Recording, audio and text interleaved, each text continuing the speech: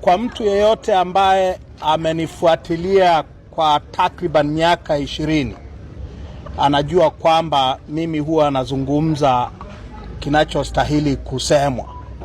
Kiwe kibaya, kiwe kizuri, kama kinastahili kusemwa huwa nakisema.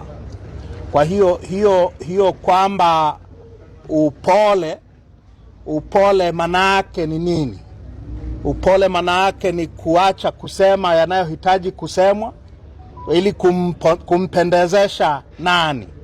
Kumridhisha nani? Unanifahamu? Kwa hiyo msimamo wangu ni ule wa miaka yote. Sija kama kuna kitu cheusi siwezi kukiita cha blue.